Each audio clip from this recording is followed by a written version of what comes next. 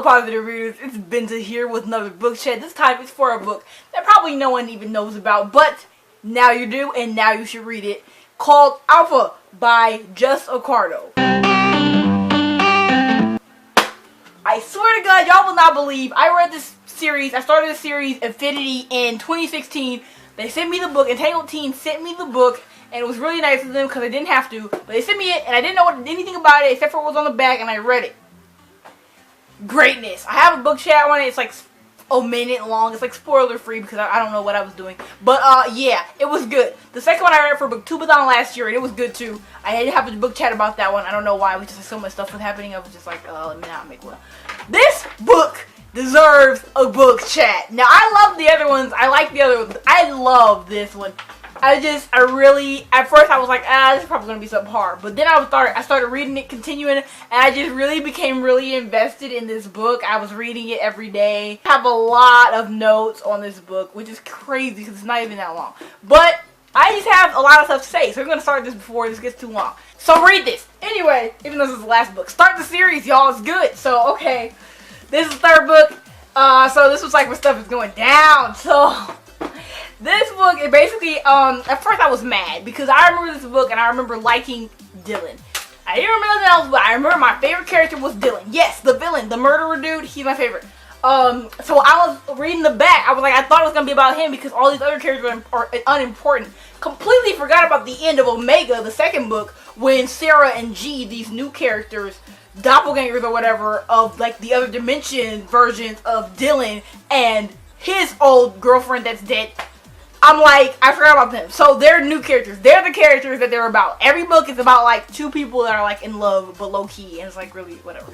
But that's like as generic as this book gets. It's not really generic. So Dylan's my favorite character, and I was mad because these people, I don't care about them. Sarah and G, y'all can go die. I don't care. Dylan doesn't get happiness. I'm not happy. So at first I thought, because I knew that Dylan was not going to have a point of view, but I still was kind of hoping.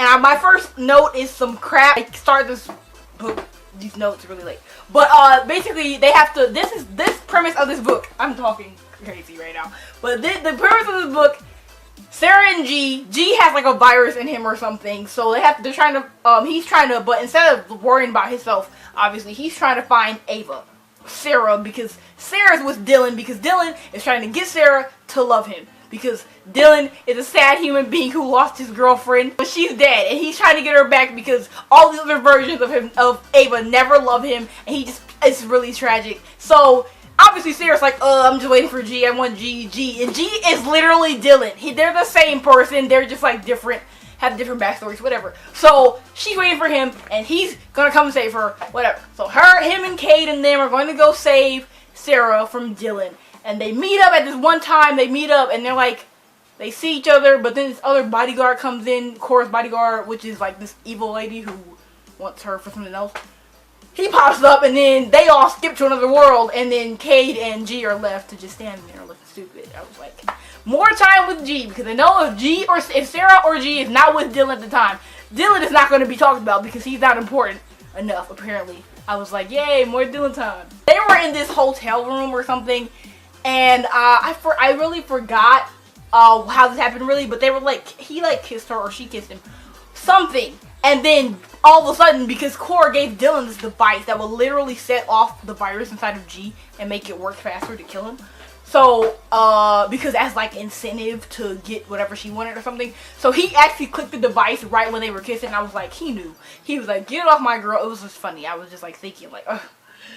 He knew. Later on, they're like going somewhere. G and Sarah are going somewhere because they do meet back up, and Dylan lets her go or something. I forgot why, but yeah. So because basically he knows that she's gonna be protected, so he's like, okay, whatever. So they go, and then they're doing something, and then they're talking. It was funny because this book is really sarcastic. All the narrators are really funny and great. So it was this one line that I wrote in here, and it was like, because she was like telling him something, and he was acting like he was like contemplating it, but he was like, oh, who am I kidding? Anything she told me to do, I do, or whatever. And then she was like, and then the thing that he said was one word from her, and I'd be crawling naked over broken glass. I was like, what? What? This happened, and then they're doing this other world stuff. They're trying to find the cure and trying to find Carl, Cora's husband, because he has like a flash drive or something, and she's gonna give them the cure, whatever. So they're trying to find this, and he has this something inside him, like this virus thing. He was experimented on by Cora and them. It was like tortured and stuff. So he's like not even human. He's human, but he's like extra human. He's like, he snaps on occasion. He's like has a really bad temper and stuff. So it just reminded me like of the simulation in Divergent. When Ford was like legitimately like dead, like his brain dead and like fighting Trish. That's basically what it reminded me of, because when he snaps, literally anybody in his path is fair game for death. They were inside the hotel room, this other hotel room, this other world, and they were waiting for Carl. They were waiting for Carl Anderson to pop up in his room, because they were in his room. They were sitting on the bed, and then I love that it's the other way around. I just found out what my first note was. It's because G knows he's not good for Sarah. So he's like, I'm not gonna... Hi, human being. You guys miss me. So they were sitting on the bed, and we know G does not want Sarah to like advance on him. He doesn't want to advance on her. He doesn't. Well, he does, but he doesn't. He's like, I shouldn't, because I'm not good for you, because I'm a bad person in my last life or whatever. So yeah, but it was this one part. He was sitting on the bed, and she got up, and she was like, it was just good. She was like, just tell me to stop or whatever. She was like, I want to kiss him or something. She like kissed him on his face or something, and then it was just really, really nice. And then she said something like, is your heart racing? And I was just like, I was choking in class. Oh my god, I stand. And then it was like they were finally about to kiss and stuff. It was about to snap. And then Carl walked in the room finally. Carl, I will fight. Then they're all talking and stuff about the cure and how he has the thing, the flash drive that she needs or whatever. And then they go into the hallway. Guess who's there? Dylan. I love Dylan. He just pops in at the best times. So he popped in, and then they're all like, and then he starts fighting Carl. It's actually close to the end to begin with. But anyway, so he's fighting Carl, and then he throws the flash drive to Sarah, because it's important, and then she just steps on it, like destroys it, because then Cora can use the information or whatever. I guess that's a good plan. I don't care about Sarah and G. So Dylan is fighting Carl, and then he just like breaks his neck, and I'm just like, TBD hours, because he does. I mean, Vampire Diaries hours, because they always break necks in that show. But Dylan really does remind me of Damon, my favorite character. So obviously I'm like, you have to be happy, man. I want you to be happy. So I was talking about this long note. I was talking about how conflicted I was in this book, because Dylan and G are the same person. It's like if Damon had a doppelganger, that would be these people. So Dylan's a bad person. You know, he's a murderer. Yes, that's bad, and he's like really bad. But he's doing all this stuff because, oh my God, his girlfriend died. I forgot how, which is tragic. I'm gonna reread the first book, but he lost his girlfriend, had a chance to get her back, and then his freaking brother told on him, and then he got sent to jail, and they were gonna put him to death just because he wanted his Ava back. It was just, why? So then his stupid brother was like, oh my God, I'm so sorry. So he broke him out. And then guess what Dylan did? He goes and kills his girl. I was just like, I mean, is it really fair? It's kind of fair. So I was like, okay. So I'm conflicted about the fact that G is like this better person. He thinks he's better or whatever because he's a bad person before, but he's not now. He's trying to be better. But really, G is just Dylan if Dylan still had Ava.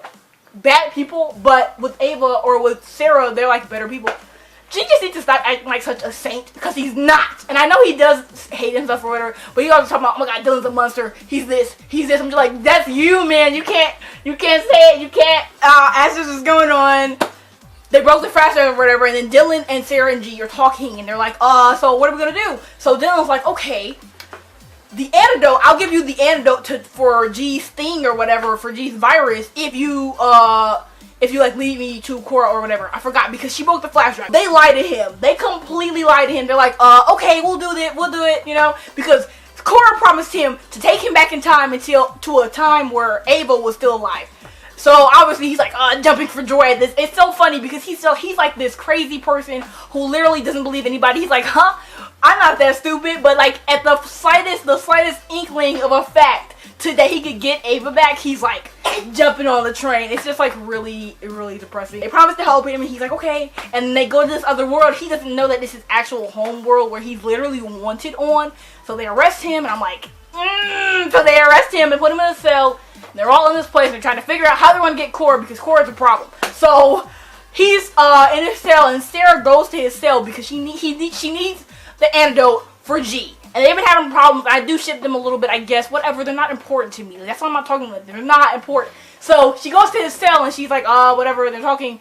And then Dylan tells his legit story. He's like, I know all the stuff I've done is legitimately wrong, but you have to think about it. Like, I lost the one thing in my life that was legitimately good and just flew. And I was just like, And then Sarah, she's like, it humanized him. I didn't like the story because it humanized him. I didn't want to do that.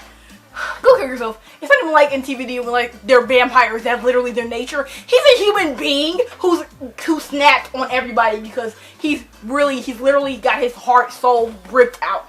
I just don't understand how they keep acting like they're so saints. They're so, and Sarah probably is, but whatever. It's ugly. And I found it crazy that in this universe they're like 50 different worlds. So in all these worlds, somehow, in the first book, main characters, and somehow every single world, they find each other and they get together. Doesn't matter, whatever. But the first two characters in the first book, they didn't know each other. They were like from different worlds, and they met up, and they ended up falling in love. How does that happen? But Dylan can't find a decent Ava that will love him. I just don't appreciate it. It's not fair. Maybe this is like punishment for him killing Corey because of I really just somehow on every world everybody finds somebody that they love, like even him, even the second guy in Noah in the second book, he found his love on another world. I'm just like, why how is this possible but Dylan can't find Ava who loves him? Everything is tragic. I think he's just destined to not be happy. And he was like smiling, thinking about her. They were about to go through with this plan to get Cora or whatever. They want to trick her. And he was just talking about Ava. And he was just like smiling genuinely. And I was just like,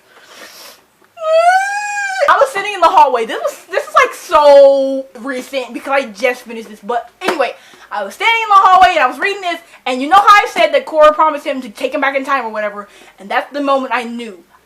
They were about to do this plan and they were standing there. I was like, I know she's gonna kill him because she promised to reunite him with Ava, and the only way to do that is through death because his Ava's dead. I was just like, oh my god, she's gonna kill him. She's gonna allow it. Oh my god, I was just not okay. I had to stop reading. I was like, no. They continue, and then Cora arrives, and they're all like walking, and then she snaps. So the whole plan is Dylan's gonna act like Carl from their world is her Carl, that they captured him or whatever, give her a fake flash drive, and then she gives the antidote or whatever to G because we figure out that Sarah, whatever's in Sarah's brain that she needs isn't even there, so they act like they still think it's there, whatever. So it's this whole decoy thing. And then she's like, okay, he's like, oh, come on, reunite with Ava. And then she lets her bodyguard aim a gun at his head and is like, okay, here you go. And I'm like, oh my god. But she doesn't shoot right away. She's like, he's like, what are you doing? And she's like, reuniting you with Sarah with Ava, because, you thought I was going to take you back in time. And he was just like, well, that flashlight is fake. So he blew the whole plan. And I'm not even mad at him because what? His entire thing was like, oh my god, I'm going to give Ava back at the end of this. Oh my god. But then he didn't. I was just like, go off on him. So he did. He basically just blew the whole plan. And then somebody shot something. But oh my god, Sarah saved his life. Sarah like knocked the gun out the way when he fired. Bless. They're all fighting and stuff. And then Dylan skips to another world along with Cora and Sarah. She gets taken. G's like, oh my god, I told you about his temper or whatever. He's like going insane. They have to lock him up because he wants to go after her. And then Cade, being Cade, saves G, who is actually his brother on another world or whatever, saves him again, gets him out of jail, so they can go save her, because obviously who else is going to do it? And they believe him, the people or higher-ups or whatever, Carl and all of them, they're like, okay, let's do it. So they go to save Sarah, because Sarah is being kidnapped by Cora, who's going to drain all her blood, because, oh my god, her blood is like the thing that will make this virus that she needs for this people, whatever. As this is progressing, Yessie and G, I forgot to talk about their fight. So before everybody leaves or whatever and gets skipped off, G and Yancy are having this face off. They're like looking at each other like, yeah, because they're both like these other human type things. So they're like looking at each other like, yeah. And they're talking, and then she's like, you know, I knew you back then. You had your own Ava. He's talking about how G actually had his own Ava on his own world before they took him to Infinity, the place where they tortured him at or whatever, and he killed her. So he had his own Ava and somehow still found another one, but Dylan can't find one. I'm sorry. I'm very bitter about this. It was one part where he realized, he was like, it literally said he was me. Because G realized that him and Dylan are the same person if Sarah was not there. It was like the split second moment where he thought Sarah was dead, and then he was like about to like snap, just like Dylan did. I'm just like, yes, you realize that G, you're not a saint, you're Dylan. If Dylan had Sarah, Ava. They end up going to the place, they save Sarah, and Dylan actually comes back and helps everybody. He throws like Cora out the window, but he like, you know how, I don't know if you know what I mean, but he like ran at her and like grabbed her and like flew off the balcony, and I thought he was dead. I was like, use her as a cushion, oh my god. But then G and Sarah did the same thing, and it was water down there, so I'm like, and G can't pull up Sarah because Sarah is in a chair, like she's bound to a chair or whatever, because there was a bomb that was going to go off in the room, so he had to jump her out really fast. He's trying to save her, he can't, so Dylan pops up, like he goes back. He had a chance to go back to his own freedom because he knows they're going to probably lock him up when he gets back, but he saved Sarah anyway, because Sarah to him is like Ava, except doesn't love him. Dylan still does not want Sarah to be hurt or sad or anything. He wants her happiness. We love a whipped boy, so he gonna save Sarah along with G, and they go back to the thing or whatever, and then basically that's a whole bunch of chapters where it's like 5 months later, 2 weeks later, epilogue, oh my god, after, I'm just like, okay, whatever, and nobody I care about, obviously. They even go back to Corey's point of view, and she sees her mom again, but at the very, very end, which was nice. I care, I guess, not really. So then they were like doing something, and then basically the verdict with Dylan is he doesn't deserve redemption. He can never have redemption, so he's gonna spend his whole life behind bars instead of the death sentence, because they're gonna give him the death sentence. But G advocated for him. He was like, because he's literally, I forgot, he understood him like no one else could, because he's him. He was like, he understood, and no one else could like argue with him on that. So he argued for him to stay alive, and he stayed alive in a cell for the rest of his life. But he's alive, so that's why I yelled it when I found out that when I thought he was gonna die. I was like, if Dylan makes it out of his life, I'm going to be fine. Everything's gonna be okay, and I'm gonna be fine. So he did, so I'm happy. Yeah, and he actually gave G this ring that he was gonna use to repose to Ava with. Oh my god! And he's gonna give it to Sarah or whatever. And I feel like Dylan's fine, because Dylan's living on through G and Sarah, because that's what they would have had if Ava hadn't died. And I just. So I guess my baby is happy because he gets to live on with G and Sarah. Yay. I still don't care about Charles as much as I probably should. But who cares, man? Dylan is happy. So I basically wrote that my last note is basically his whole thought process is this: if I can't be happy because all of the things I've done, then I'll live on through G and Sarah. So that was basically the be all end all. Everybody, whatever. No one has to get their own chapter because we care about what they're doing. No. And then G and Sarah, they're like loving each other or whatever, and then Corey gets his own chapter. Corey's chapter was the cutest, I think, because she saw her mom came from another dimension or whatever, and she found out that her mom from another planet's friend literally was a friend of her mom before she died. It was just really cute. And they were like, I know I'm not gonna ever be your daughter, and I know I'm not gonna ever be your mom, but we can make this work. And it was just really cute. So it was a really nice way to end up this series. I love this series. It's great. I love this book. It's great. Dylan's happy. I'm happy. I hope you read this. I really hope you do. Thank you so much, Antago Team. I don't even think I know what this was if you had sent me that first book in 2016. Bless. I love you all so much. I love you all again, and I will see you all later with another video. Hope you enjoyed this book chat. I hope you read this book. If you do, tell me, because I like talking to people about books that I like. Love you all. See you later. Bye.